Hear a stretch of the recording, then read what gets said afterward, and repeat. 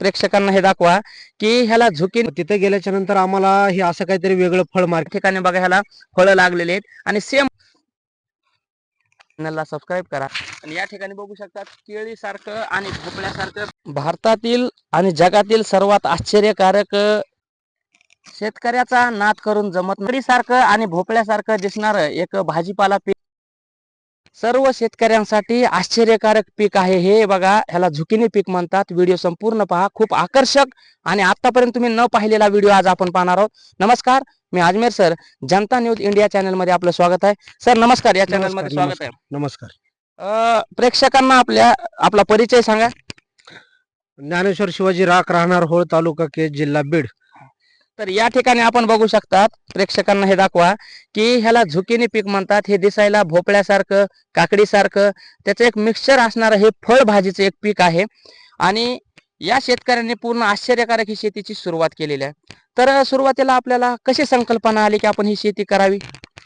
Sir काय आम्ही थोडस भाजीपाल्याची शेती पहिल्यापासूनच करतो। मार्केटमध्ये गेल्याच्या नंतर पुण्याला आपला भाजीपाला जात असतो। बर हा मग तिथे गेल्याच्या नंतर आम्हाला हे असं काहीतरी वेगळं फळ मार्केटमध्ये दिसलं। मग 2-4 वेळेस आम्ही ते मार्केटमध्ये सातत्यानं बघत असताना कुठेतरी वाटलं की आपण सुद्धा अशी काहीतरी शेती केली पाहिजे। मग त्या शेतकऱ्यांची भेट घेतली, त्यांच्या सोबत जाऊन थोडीशी चर्चा केली आणि नंतर त्यांच्याकडनं माहिती घेऊन म्हणलं चला आपण काहीतरी बदल करू, आपल्या शेतामध्ये लावू। त्या पद्धतीने इथं बियाणं आणून लावलं, सुरुवात झाली। तर हे हाय प्रोटीनचं पीक आहे, ह्याला झुकिनी पीक म्हणतात। तर त्यानंतर तुम्ही पीक बघितल्यानंतर घरच्यांनी वगैरे तुम्हाला कसं म्हणलं की आपण हे पिकाला भाव मिळेल सुरुवात करू? नाही सर, कसं आहे भाजीपाल्याची शेती आहे म्हणल्याच्या नंतर काय होतं की काहीतरी वेगवेगळे प्रयोग करायला लागतात। आपण प्रेक्षकांना जवळ येऊन दाखवा की कशा पद्धतीने हे काही झाड आहे, कसे फुलं लागलेत, याची उंची बघा। 1 2 3 4 5 6 प्रकारचे या ठिकाणी बघा ह्याला फळं लागलेले आहेत आणि सेम भोपळ्यासारखं आहे। याची उंची जवळपास या ठिकाणी आपण गुडघ्याच्या वर बघत आहोत आणि जुन्याच मल्चिंगचा वापर करून टाकाऊ पासून टिकाऊ ह्याने शेती केलेली आहे। मग घरच्यांनी होकार दिला म्हणा तुम्हाला ही शेती करायला? हा, नवीन काहीतरी प्रयोग आहे तर करा म्हटले, काही एक वेळेस करून बघायला काय हरकत आहे। मग केलं सर। हे पीक असं आहे एकदम फास्ट, ह्याची व्हेजिटेटिव्ह ग्रोथ जो आपण म्हणतो ना एकदम फास्ट आहे। हे लागवड केल्यापासून फक्त 1 महिन्यामध्ये चालू होतं, एकच महिन्यामध्ये। बापरे, आणि चालू झाल्यापासून बरोबर 1 दिवस आड करून तोडा करायला लागतो, एवढी फास्ट ग्रोथ आहे या फळांची। 1 दिवस आड करून बघा प्रेक्षकांनो, एवढी हाय ग्रोथ असणारं हे फळ आहे। एका दिवसा आड करून करायचंय आणि एका महिन्यात म्हणजे जवळपास 30 दिवसात हे तोडणीसाठी येत आहे। आणि सरांनी सांगितलं खूप मोठं मार्केट आणि खूप जास्त मागणी याला मोठ्या शहरामध्ये आणि पुण्यामध्ये आहे। आणि यासाठी मग आता हे आपलं पीक किती दिवसाचं आहे सध्याचं? आता ह्याला 1 महिना 22 दिवस झालेत सर। बरं, आता ही दुसरी कटिंग आहे। दुसरी कटिंग आहे। आणि एक भाव जर विचारला, आता नवीन प्रश्न येतो की बाबा हे नवीन पीक आहे, मग कमीत कमी पासून जास्तीत जास्त आपल्याला आता पहिल्या कटिंगला किती भाव मिळाला? सर ह्याचा सगळ्यात कमी भाव असतो 50 रुपये। ह्याला चायनीज भाजीपाला म्हणतात, चायनीज भाजीपाला। आणि हे मेट्रो सिटीला जास्त खाल्ल्या जातं। हे सलाड म्हणून सुद्धा वापर केला जातो याचा, आणि 5 स्टार 3 स्टार हॉटेलमध्ये भाजीसाठी सुद्धा वापर केला जातो। आणि सर्वसाधारण माणसं सुद्धा आपण भाजीसाठी वापरू शकतो त्याला। बरोबर, असं काही वेगळं नाही, फक्त दिसायला अट्रॅक्टिव्ह आहे आणि शेतकऱ्याला एक प्रॉफिटेबल पीक आहे। बरोबर आहे। कलर आपण बघू शकतात आणि साईज पण खूप आपण ज्यावेळेस प्रत्यक्ष पाहतात व्हिडिओ मध्ये पाहण्यापेक्षा आणि खूप अट्रॅक्टिव्ह अशी ही भाजी आहे। आपण कधी टेस्ट केली का ही भाजी? हो सर, नक्कीच। कसे लागते? एकदम खायला चविष्ट आहे, चवदार आहे। बर बर। आणि आता हे आपलं 1-1.5-2 महिन्याचं पीक आहे, पहिली कटिंग झालेली आहे। तर एका झाडाला किती लागू शकते ॲव्हरेज याचं काय? सर आता तसं नवीन पीक आहे असं सांगू शकत नाहीत, परंतु प्रत्येक तोड्याला सरासरी अर्धा किलोच्या पुढं असं प्रत्येक तोड्याकडे 1 दिवस आड करून सापडतं आपल्याला। बघू शकता त्या ठिकाणी सुद्धा बघा 4-5 लागलेले आहेत आणि या ठिकाणी आपण 5-6 बघितलेले। आता सध्या कटिंगच्या जवळपास आलेले इथं पूर्ण एकदा प्लॉट त्यांना असं दाखवा पाठीमागं। आणि जमिनीचा जर विचार केला तर जमीन सुद्धा साधी जमीन आहे। कशा प्रकारची जमीन लागते याला? सर हे कुठल्याही जमिनीमध्ये येतं, असं काही नाही की काळीची जमीन असावी, एकदम भारीची असावी, असं काही नाही। एकदम हलक्या जमिनीत सुद्धा चांगल्या पद्धतीने येऊ शकतं। बरोबर आहे। आणि यासाठी मग आता सर्वात महत्वाचं आहे की पाणी व्यवस्थापन किती दिवसाला द्यावा लागतो पाण्याचं? सर याला सुरुवातीला पाणी एकदम कमी प्रमाणामध्ये लागतं, आणि ज्यावेळेस आजची जी कंडिशन आहे, आजची जी स्टेज आहे, याला 3 दिवसाला 1 तास जरी पाणी झालं तरी भरपूर झालं, सफिशियंट। या ठिकाणी आपण आता पाण्याची माहिती पाहिली। आता सर ह्या पिकासाठी फवारणी आणि खत कसं असतंय? सर खताचं व्यवस्थापन जर म्हटलं तर सुरुवातीच्या काळामध्ये जसं की आपण इतर भाजीपाल्याला 19-19 12-61 13-40-13 हेच रेग्युलर शेड्यूल आहे, असं काही वेगळं नाही। राहिला फवारणीचा विषय, ह्या पिकावर फक्त जास्त अटॅक जर म्हटलं तर नागाळी आणि फळमाशी बर. हे दोनच अटॅक आहेत. हा हा तर त्याला असं थोडस ट्रॅप्स वगैरे किंवा हम्म. नागाळीचे स्प्रे जर टाकले हा हा तर काही प्रॉब्लेम येत नाही, बरोबर एकदम आहे. चांगल्या प्रकारे येऊ शकतं. आता किती दिवसाला आपल्याला फवारणी करावं लागेल ह्याच्यासाठी? हा सर, ह्या प्लॉटला आतापर्यंत जवळपास 1 महिना 22 दिवसाचा प्लॉट झाला आहे. हा त्याला फक्त 3 स्प्रे झालेले आहेत. 3 स्प्रे झालेले हो. आहेत. ठीक आहे. आणि खत किती दिवसाला एक? खत सर पहिल्या सुरुवातीच्या काळात पहिल्या 10 दिवसामध्ये 19 ह्युमिक ऍसिड गेले. त्याच्यानंतर 19 पाण्याच्या झाल्याच्या माध्यमातून दिलं का कसं? नाही, ड्रिप मधूनच ड्रीप दिलेलं आहे. मधून दिलेलं. ठीक आहे. त्याच्यानंतर 1261 हम्म. आणि त्याच्यानंतर आता सध्या 1340 13 चालू बरोबर. आणि लागवड किती बाय कितीची केलेली सर आपण? सर 5x2 ची लागवड आहे. बघा प्रेक्षकांना दाखवा, सरी मधलं अंतर 5 आहे आणि झाडामधील जवळपास 2 2 फूट अंतर आहे. हो. आणि खूप चांगला असा उत्कृष्ट प्लॉट ग्रोथ झालेला आहे आणि त्यांना यश मिळाल्यामुळं त्यांनी या प्लॉटची काय केलेली आहे, यशोगाथा आज आपल्या समोर सांगितलेली आहे की आधुनिक शेतकरी आपण बनून आपलं उत्पन्न वाढवू शकतो. आता सगळ्यात महत्वाचा प्रश्न की सर, ही शेती केल्यापासून आपल्याला परवडतंय का? सर नक्कीच बाकीच्या पिकापेक्षा चांगलं परवडते, कारण कसं हे एकदम फास्ट येणारं पीक आहे. आणि जर आपण जर समजा एक अर्धा एकर 10 गुंठ्याची जरी लागवड केली, मी असं म्हणतो सर की जर समजा आपण एक 30-40 रुपये जरी भाव ह्याचा धरला. सरासरीमध्ये पकडला हो. तरी बी एक दिवस आड करून तोडायचे सर. बरोबर आहे. जर समजा 2 महिने पीक चाललं तर 1 महिन्यामध्ये 30 तोडे झाले. बापरे. आणि 30 तोड्यामध्ये सरासरी आता हा एक 1.25 एकरचा प्लॉट आहे. आपण आपण 1 टनाचं जरी ॲव्हरेज धरलं तरी सर 30 टन सरासरी ॲव्हरेज निघायला लागले. 30 तोडायचं. हा, तर 30 मधले 15 टन जरी सोडून दिलं, 15 टन जरी पकडले तर 50 रुपयाच्या हिशोबाने सरासरी जर ॲव्हरेज काढलं तरी पण सर परवडतंय आणि बाकीच्या पिकापेक्षा नक्कीच परवडते. सगळ्यात महत्वाचं आहे की तरुण शेतकरी, सुशिक्षित लोक शेतीकडे वळत नाहीत. पण आज जॉब न मिळाल्यामुळं आणि आपल्याला कमी पैशाचा जॉब मिळून जास्त काम करावं लागत आहे. आता जाणून बुजून मजबुरीने शेतीकडे वळावं लागत आहे. तरुणांनी शेतकरीकडे आपल्या शेतीकडे वळलं पाहिजे का? काय तुमचा अनुभव राहील? नाही सर, नक्कीच वळलं पाहिजे, कारण आता पर्याय नाही. आणि शेती करत असताना सुद्धा पारंपरिक पद्धतीनं करण्यापेक्षा काहीतरी नवीन प्रयोग करून मध्ये उतरलं पाहिजे. धाडस करणं गरजेचं आहे असं मला वाटतं. बघा, आता हे तरुण शेतकरी आहेत, शिक्षण असून सुद्धा त्यांनी आपल्याला शेतीला एक चांगलं प्राधान्य देऊन आपण मेहनत करून जास्त उत्पन्न घेऊ शकतो. आणि होळ गावातील एक आधुनिक शेतकरी, भाजीपाल्याचे शेतकरी म्हणून त्यांची ओळख आहे. सरांनी सांगितलं की आज त्यांनी महाराष्ट्र नाही तर जवळपास तेलंगणा राज्यापर्यंत जाऊन त्यांनी आपल्या मालाची विक्रेती आणि भाव मिळवलेला आहे. सर, कसा बाहेरच्या मार्केटचा अनुभव आहे आपला? नाही सर, आपल्या इथं लोकलचं मार्केट कसं राहतं, मार्केट हे कंजेस्टेड आहेत. आपल्या इकडं पिकवायची पद्धती खूप मोठी आहे.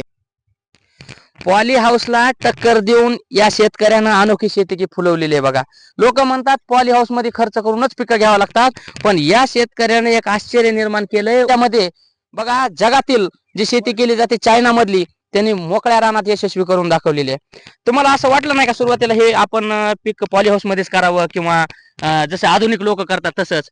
नाही सर, काय होतं, पॉली हाऊस मध्ये करायला काही अवघड नाही अगर काही नाही, पण आपल्या भागामध्ये इकडे कसं झालेलं आहे, दुष्काळी भाग असल्यामुळे पॉली हाऊस नाही, शेड नेट नाही, काही नाही, कुठलं नियोजन नाही, ढोबळ मानाने शेती केली जाते. बरोबर आहे. परंतु हे कुठेतरी आम्ही ज्यावेळेस नवीन बघितलं त्यावेळेस आम्ही एक स्वतःला चॅलेंज केलं होतं. ज्या वेळेस समजा एखादं पीक पॉली हाऊस मध्ये किंवा शेड नेट मध्ये येतं, ओपनला काही येऊ शकत नाही, मग आपण कुठेतरी कमी पडतो, असं एक उद्दिष्ट मनाला बाळगलं आणि सुरुवात केली आणि यशस्वी झाला. सर, आता हे आपला 1.25 एकरचा प्लॉट आहे, किती खर्च आलाय आपला जवळपास? सर, आतापर्यंत जवळपास 50-60 हजार रुपये खर्च आलाय, परंतु खर्च थोडासा जास्त येतो. आपलं सगळं जुनच स्ट्रक्चर आहे. या क्षेत्रामध्ये पहिले शिमला मिरची होती, ती आपण डायरेक्ट उपटली आणि मल्चिंग तेच राहिलं, ड्रिप तेच राहिलं, आणि त्या आपण म्हणतो ना उष्टा बेड, तो प्रकार आहे हा. त्या उष्ट्या बेडवरच आपण लागवड केली आहे. त्याच्यामुळे आपल्याला नक्कीच 30-40 हजार कमी झाले. बघा, बारकाईनं शेती करावी लागते. जुन्या मल्चिंग वरच दुसरं पीक घेता येत नाही, असं सोन्यासारखं घेता येत आहे. आता गावच्या शेतकऱ्यांचा असा अनुभव आहे की ज्ञानेश्वर राख यांनी दुसऱ्या शेतकऱ्यांना मदत करण्यासाठी स्वतःच्या पिकाकडे न लक्ष देता अनेकांना मोफत मार्गदर्शन केले. आणि मामानं सांगितलं की खूप कमी लोक आहेत आणि जवळपास तर लोक नाहीत असं मदत करणारे, सांगणारे. अनेक लोक मार्गदर्शनाच्या नावानं मोठी फीस घेतात, त्याच्यासाठी चार्जेस घेतात, पण ह्याने आधुनिक शेती आणि विविध प्रकारच्या शेती करणार आहेत. पुढचं काय नियोजन आहे? कोणत्या प्रयोग करायचा विचार आहे आणखीन आपला? सर, आता दुसरा टप्पा ज्यावेळेस जूनचा होईल त्यावेळेस नक्कीच 4 प्रयोग अजून नवीन होणार आहेत. आणखीन 4 करायचेच का? नवीन 4 प्रयोग आहेत. बर, ते 4 प्रयोग ज्यावेळेस यशस्वी होतील त्यावेळेस नक्कीच तुम्हाला सांगल, आपण जनतेला सांगू. हो, जनतेला सांगू. आता आपण थोडा पाठीमागे बघू शकतात कसा हा प्लॉट फुललेला आहे. आता आज याची कटिंग, दुसरी कटिंग होणार आहे. ह्याची हाईट जवळपास आपण कमरा इतकी वाढलेली आहे. आणि आता बघूया ह्याची भाजी. सर, भाजी कशा पद्धतीने आणि किती वेळात बनते ह्याची? सर ह्याची भाजी आपलं सगळं प्रोसिजर झाल्याच्या नंतर ज्यावेळेस हम्म. आपण म्हणतो ना फोडणी द्यायची, हम्म, हम्म, हम्म. तिथून पुढे सर फक्त 2 मिनिटांमध्ये भाजी तयार होते. 2च मिनिटात. हम्म. आता हे एक गंमत आहे सर. हम्म, हम्म, हम्म. आता फळ 1 दिवस हम्म. आड करून तोडणीला येतं, हम्म. म्हणजे 1 दिवसाचा कालावधी आहे. बरोबर आहे. भाजीसाठी ज्यावेळेस वापरतो हम्म, हम्म. त्यावेळेस 2 मिनिटात भाजी होती. हा, हा, हा. प्रोटीनचा जर विचार केला सर, हा, हा. तर जेवढे भाजीपाला आहे हा. आणि ज्याच्यामध्ये जेवढं प्रोटीनचं प्रमाण आहे हा, हा. त्याच्यापेक्षा कितीतरी पट हा. जास्त ह्याच्यामध्ये प्रोटीन आहे. बरोबर आहे. आणि तिसरी गोष्ट सांगतो सर हा, तुम्हाला, हा. हे पीक एवढं दिसायला सुद्धा अट्रॅक्टिव्ह आहे. जो हम्म. माणूस बाजारामध्ये किंवा मार्केटमध्ये बघल हम्म, हम्म, तो पुढे जाऊ शकत नाही. हम्म. त्याला नक्कीच हात लावून बघल आणि तो हम्म. काही ना काही खरेदी करून खरेदीच करेल की ही नवीन आपल्याला माहिती घ्यायची आहे. 100%. जसं सुरुवातीला मशरूम मार्केटमध्ये आलं, सेम बरोबर. तसंच होतं. आश्चर्य निर्माण झालं आणि लोकांना आज त्याची आवड निर्माण झाली. आणि महाराष्ट्रामध्ये जवळपास 7 ते 8 जिल्ह्यामध्ये आपलं जनता न्यूज चॅनल व्हिजिट झालेलं आहे. आपण प्रत्यक्ष प्लॉटला भेट दिली. असं पहिल्यांदा आपण प्लॉट बघत आहोत. आता लोकांना या मातीचा आणि चिखलाचा राग येतो, वाईट वाटतं शिकलेल्या लोकांना, पण या मातीमध्येच प्रत्येकाच्या ताटात अन्न येत आहे. आणि आज अभिमान आहे की होळगावचे आधुनिक शेतकरी आपल्या गावचं नाव या शेतीच्या माध्यमातून उंचावत आहेत. तर शेवटचं एक आपल्याला प्रश्न आहे की दुसऱ्या शेतकऱ्यांनी अशा शेतीकडे माहिती घेऊन वळलं पाहिजे का? नाही सर, 100% वळलं पाहिजे. हम्म. कसं आहे, आता नोकरीचा विषय थोडासा बाजूला गेलेला आहे, हम्म, हम्म, कारण नोकऱ्या राहिलेल्या नाहीत. हम्म. शेतकऱ्यांनी या शेतीमध्ये लक्ष देऊन शेती केलीच पाहिजे, हम्म, हम्म, परंतु हम्म. आधुनिक पद्धतीने काहीतरी केली पाहिजे. हम्म, हम्म. पारंपरिक पद्धत कुठेतरी बंद केली पाहिजे. हम्म, हम्म, हम्म. नवनवीन प्रयोग केले पाहिजेत आणि हम्म. त्याच्यातून यशस्वी केले पाहिजे. हम्म. माझं म्हणणं असं नाही की हम्म. एखाद्या नवीन युवकानं उतरला आणि 4 एकर 5 एकर करावं, असं काही नाही. बरोबर आहे. तुम्ही 10 गुंठे करा, 20 हम्म, गुंठे करा, हम्म. इथनं सुरुवात करा, अनुभव हम्म, घ्या, हम्म. शिका आणि पुढे चला. बरोबर आहे. आता ह्या सर्व आधुनिक शेतीचा प्रवास आपण सांगितला, जवळपास 9 ते 10 वर्ष झाला आपण हो शेती सर. करत आहेत. हो. आणि भाजीपाला हो. बाहेर मार्केट सुद्धा आहे. एवढ्या प्रवासातून आपण समाधानी आहात का? 100% नक्की समाधानी आहे सर. हा.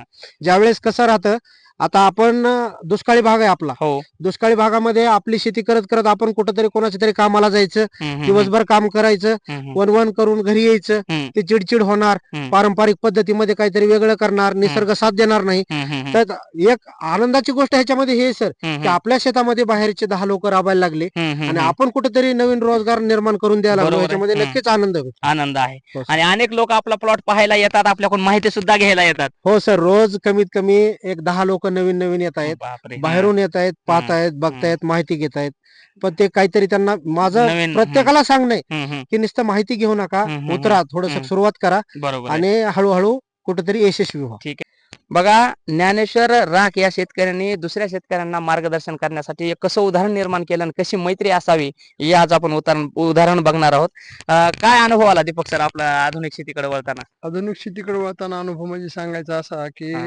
मी एक नवीन शेतकरी नवीन शेतकरी. नवीन शेतकरी असून हम्म. ज्ञानेश्वर माझा जवळपास 15-20 वर्षापूर्वीचा मित्र आहे. बरोबर अगदी आहे. बालपणीचा म्हणला हा, तरी हा, हरकत हा. नाही. थोडस वडिलांच्या जाण्यानंतर थोडा डिस्टर्ब झालो होतो मी. बरोबर आहे. हा, हा. म्हणून मी एक संदिग्ध अवस्थेत मला असताना. बघून हम्म, हम्म, हम्म. ज्ञानेश्वरनं एक मला शेतीकडं हम्म, त्याच्या पद्धतीच्या शेतीकडे वळवण्यासाठी थोडासा प्रयत्न केला. हम्म, हम्म, हम्म. मी सुरुवातीला तयार नव्हतो, हम्म, पण स्वतः त्यानं खर्च करून म्हणलं तरी हरकत नाही, हम्म, हम्म. मला त्या आधुनिक शेतीकडे वळविण्याचा त्यानं म्हणजे एवढा प्रयत्न केला, हम्म, हम्म, शेतीकडे वळवलं हम्म, हम्म, हम्म. आणि आधुनिक शेतीकडे वळवून हम्म. मला यशस्वी सुद्धा करून दाखवलं. यशस्वी सुद्धा अगदी झालेलं एका आहे. वर्षाचा कालावधी हा एका फक्त. वर्षामध्ये. एका वर्षामध्ये. आणि त्याचं व्यक्तिमत्व सांगायचं झालं तर हा, मी हा. एक समजा मित्र आहे, हो. पण अगदी ज्याचा की काहीच परिचय नाही हम्म, हम्म, हम्म. अशा सुद्धा माणसानं जरी त्याला शेतीविषयक माहिती कुठलाही सल्ला विचारली. विचारला हा. तर त्याच्या प्लॉटवर डायरेक्ट जाऊन विजिट करून. हम्म. त्या जी काही संबंधित पीक हम्म, असेल त्या हम्म, हम्म. पिकाची अवस्था बघून मार्गदर्शन. विनामूल्य हम्म. मार्गदर्शन वेळोवेळी स्वखर्चानं करणारा असा एक माझा मित्र आहे आणि बरोबर आहे. अशा मित्राचा मला सार्थ अभिमान आहे. अभिमान आहे. ठीक आहे. तर आज दीपक सरांनी विविध शेतीचे प्रयोग आपल्या ज्ञानेश्वर राख सरांच्या मार्गदर्शनाने केलेले, मिरची केलेली आहे, आणखी नवीन नवीन पिकाचे त्यांची व्हरायटी चालूच आहे. आणि ते शेतीकडे आवड नसणारे आपल्या अशा जिगरी मित्रामुळे वळले आणि यशस्वी झाले. आणि तुम्ही सांगितलं की असं करत असताना त्यांचं पिकाकडे थोडं दुर्लक्ष झालं. नाही, दुर्लक्ष म्हणजे काय हा. होतं की त्याचा मानस असा झाला असावा हम्म.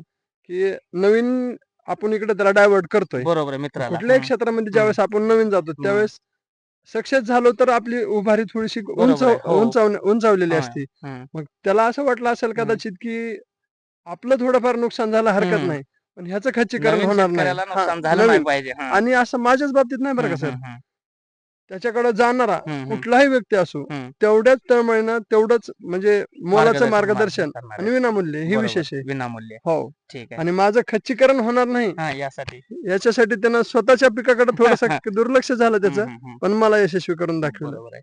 तर काय वाटतं आता आपण सगळेजणच सुशिक्षित आहात आणि ह्या शेतीकडे वळून कसं अभिमान वाटतंय का? जॉब पेक्षा बरं वाटतंय का नाही नाही, शेतीकडे? जॉब पेक्षा बरं वाटतंय का म्हणण्यापेक्षा जवळपास माझे 10 वर्ष जॉब सर्च करण्यात किंवा कॉम्पिटेटिव्ह एक्झाम देण्यात गेले माझे. 10 वर्ष. 10 वर्ष गेले. बापरे! हं. हा, 10 हं. वर्षाचा काळ जर माझा ज्ञानेश्वर सोबत राहिला असता हां. तर जी गेलेले 10 कदाचित वर्ष आहेत आणि हां. त्या 10 वर्षात झालेला खर्च हं, हं, हं. आणि तेवढ्याच पटीनं त्या 10 वर्षात माझी कमाई सुद्धा निश्चित वाढली असती. बरोबर आहे. एक थोडक्या प्रमाणात आपण एक नोकरीचा प्रयत्न करून बाजूला सरकून हं, हं. एक तंत्रज्ञानाची शेती, बरोबर आहे.